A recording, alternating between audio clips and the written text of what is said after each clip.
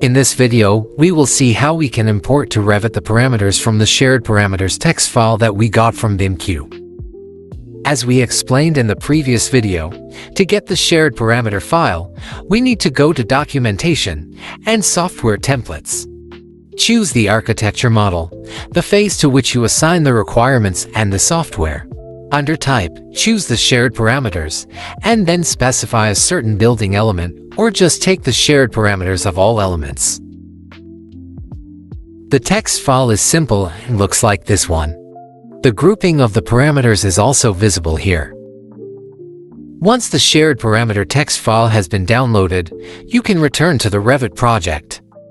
Go to Manage, and then to Project Parameters tab. Select New Parameter, and then Shared Parameters. Here you can click on Select, and then enter the path to the file you have just downloaded.